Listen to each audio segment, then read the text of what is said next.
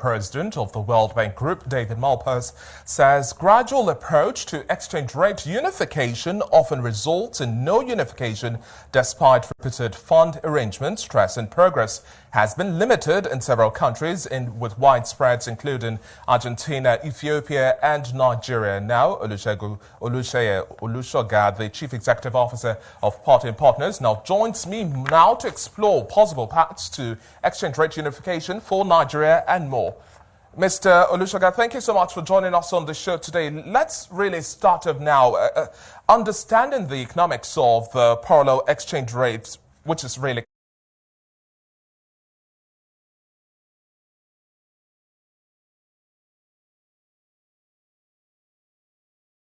it is expensive, highly distortionary, and also closely linked to higher inflation. Now, in terms of the task ahead, because that's one of the highlights we heard from the president of Nigeria, stating that we need to see unified exchange rates, and this was one of the talks we had just a couple of days ago. For Nigeria, what would it take to cross this big hurdle? This is not our first trial.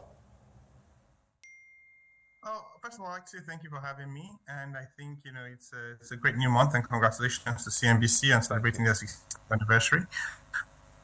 To your question, I think that it's a very difficult task that must be done and would require a lot of courage to actually achieve.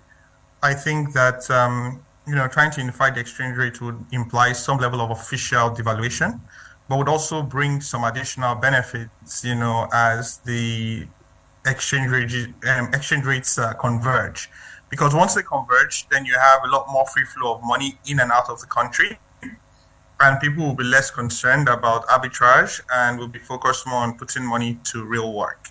So that would bring its benefits. But in order to do this, there's the difficult task as to the rise in the cost of living for people, people adjusting to the new normal.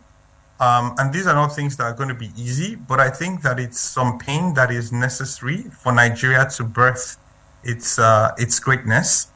And I don't think that it should be gradual. I think it should be market driven. I think that, if they work out what the implied FX rate is, and if they start to resume exports and also more production of oil that goes outside, and also focus on the mining sector and other sectors that we can use to generate some level of foreign exchange, I think that, the central bank in itself can actually act as a normal market participant, where if we have excess dollar supply, not to defend the currency, but, can actually trade and say, meet those demands. And the laws of demand and supply will, in effect, help stabilize the market. And I think at that... Permit me to button here at this point in time. Now, what sort of speed do you see us taking this monetary policy direction? Because, like in the words of the president, former president of the World Bank Group, when we see a slow unification move, usually this results in no unification at all, just because of the pushback elements and those beneficiary elements of such systems. I actually don't think that it should be slow. I think it should be swift. And it's going to be painful, but I don't think the pain is as much as we think it should be. I mean, if tomorrow they came and said, "Oh, the FX rate is effectively, free floating, and it's at 7," they say it's they're opening at 780 or 760, where it is today on the black market on day one. I think that the rates will crash down to 700 because people would stop hoarding. So it's more like saying, just take your short. Because we already buy things based on 760. So it's not going to change anything. And the number of people that actually get access to these dollars at the 400 is a limited few. And then also the other thing to bear in mind is that when things are priced correctly, the law of demand and supply would effectively help us. And then we then start to focus on real production, and we then have real functioning markets. And I think that there's an opportunity for everybody. But that having said that, though, the pain will be there initially because people would need to adjust. But I think that a large part of that is already priced in, and it's a lot of sentiments. That how do we manage the sentiment around it? Because when you think about it, if you wanted to buy dollars today, you'd probably be paying about $7.50 going to the black market, really.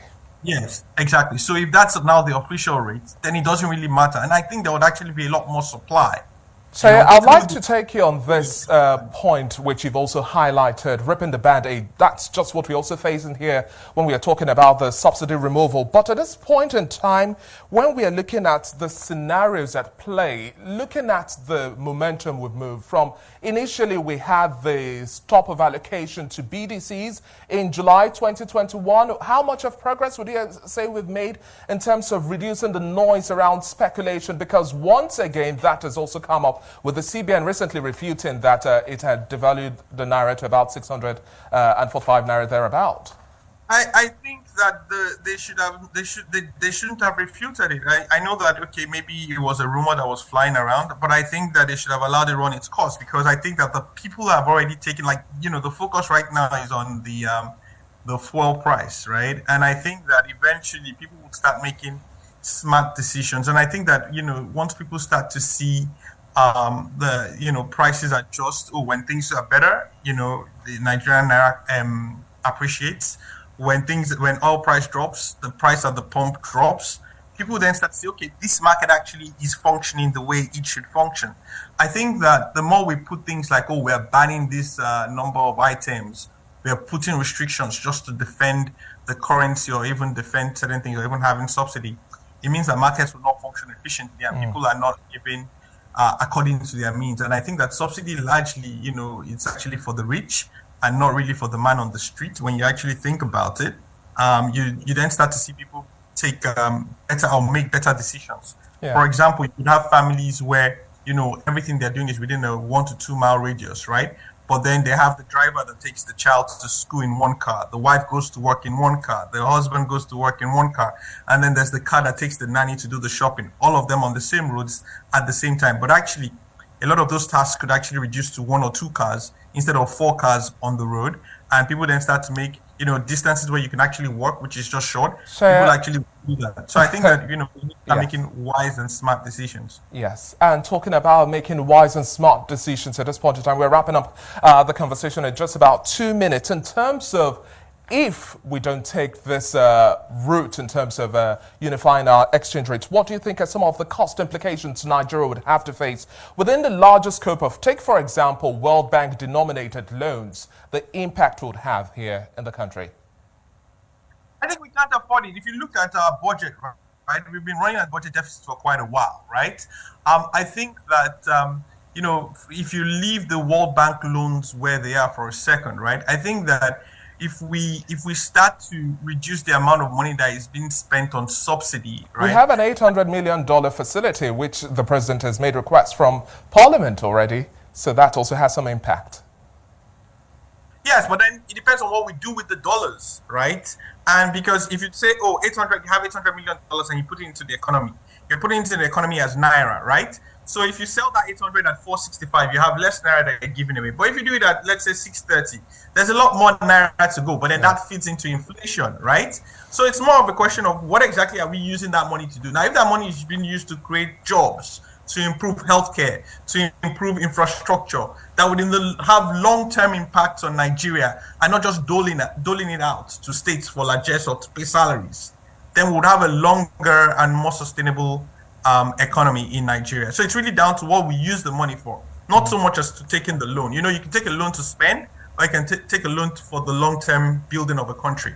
And I think that if the money is being taken for long-term building, I think that it will only help and improve the lives of Nigerians rather than being spent on just spending on paying salaries and servicing debt. Well, the president has already made it clear we should expect policies and reforms that would stimulate the economy and as much as possible try to reduce triggering inflationary pressures. Thank you so much for your time on the show today, Chair. It's been a pleasure speaking.